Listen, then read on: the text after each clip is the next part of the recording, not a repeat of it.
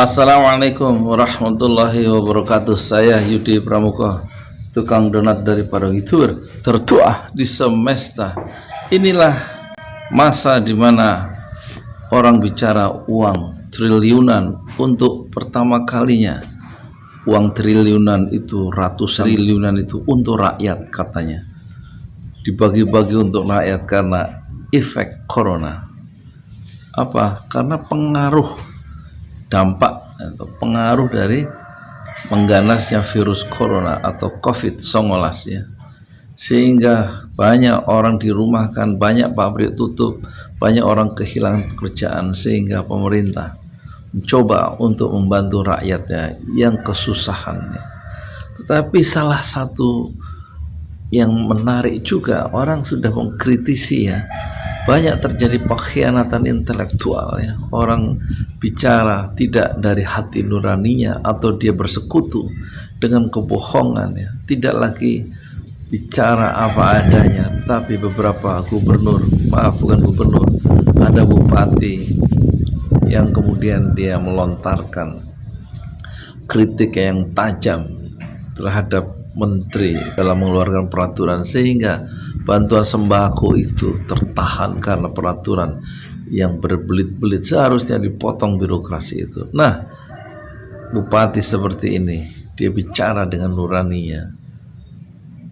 Tapi banyak bupati juga yang tentu tidak berani mengkritik atasannya, orang-orang yang telah melakukan satu membuat peraturan-peraturan yang justru tidak mempermudah ya penyaluran sembako itu. Tapi dia berdiam diri saja, tidak mengungkapkan bahwa kecepatan di saat sekarang untuk membantu masyarakat yang kelaparan itu sungguh dinomorsatukan.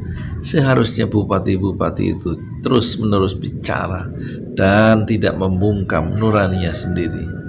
Tapi alhamdulillah, kepala desa pun sekarang berani menyuarakan, menjernihkan kembali nurani bangsa yang kelihatannya tercemar oleh pundi-pundi uang, pundi-pundi aturan yang mengikat semua, sehingga sembako yang dibutuhkan itu tidak mengalir kepada masyarakatnya, kepada orang-orang di desa yang dipimpinnya, sehingga dia dengan terus terang sekarang melalui YouTube dia menyuarakan nurani, kejernihan fikirannya, kejernihan nuraninya dalam membela hak-hak orang-orang kecil yang perlu dibela. Justru sekarang tampak ya, lapisan bawah, kepala desa, beberapa bupati dan juga orang-orang yang masyarakat madani berani menyuarakan nuraninya dan tidak lagi menutup-nutupi masalah yang sesungguhnya, sehingga mereka bisa membantu rakyatnya secara terbuka, yang seharusnya itu dilakukan oleh pemerintah dengan dana yang besar, dengan kecepatan yang tinggi. Tetapi sudah berhari-hari banyak beberapa daerah tidak menerima bantuan atau menerima bantuan sembako itu justru dipilih-pilih.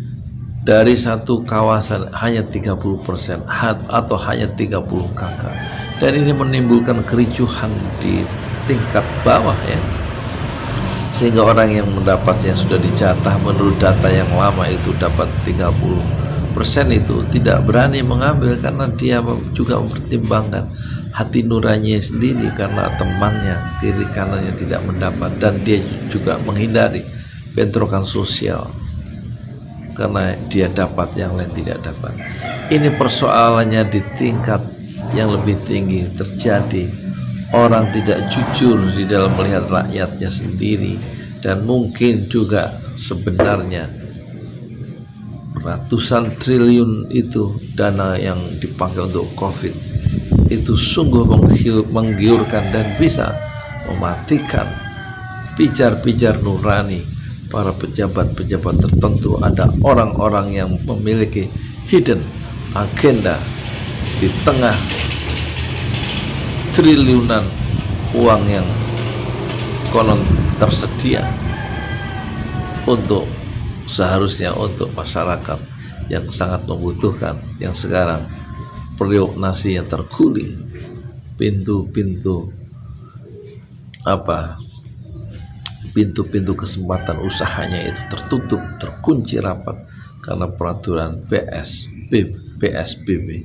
Oleh karena itu di saat sekarang ini diperlukan orang-orang, para lapisan intelektual yang kembali harusnya berbicara, menyuarakan kepentingan rakyat banyak, tapi justru yang kita lihat rakyat berjuang, menolong dirinya sendiri, rakyat berjuang lewat YouTube, menyuarakan deritanya sendiri, seolah-olah tidak ada yang membela. Dunia YouTube memungkinkan orang kemudian kembali menemukan jati dirinya, tetapi justru lapisan intelektual, lapisan terdidik justru bagaikan bungkam. Dan dalam perspektif Julian Benda, dia bagaikan terkooptasi dan memihak penguasa yang justru menyusahkan rakyatnya sendiri.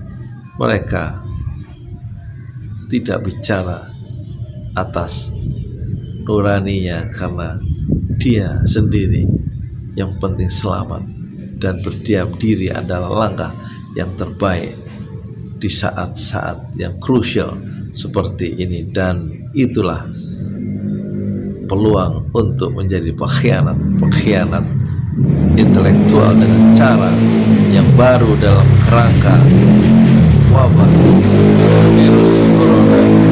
Ternyata virus corona yang mewabah dunia itu juga menghasilkan para pengkhianat intelektual, karena dibalik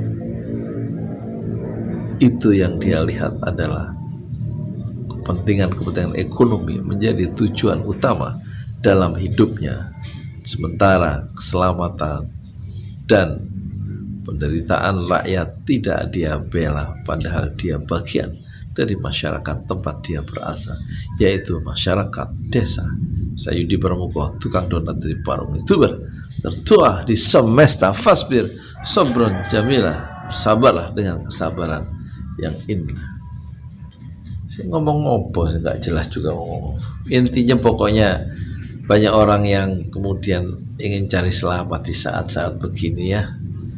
Di saat-saat begini cari selamat, justru orang-orang yang terdesak, orang-orang yang merasa diperlakukan tidak betul dengan aturan itu dan membuat dia terjepit oleh orang-orang sekelilingnya, dia bersuara karena aturan-aturan yang tidak semestinya, hierarki peraturan yang bertentangan, sehingga membuat kepala desa atau dia sebagai wakil dari masyarakat yang paling bawah di desa itu merasa dirugikan, dan dia bersuara. Itulah seorang intelektual yang sejati, karena menyuarakan kebenaran menurut hati nuraninya sendiri yang masih jernih.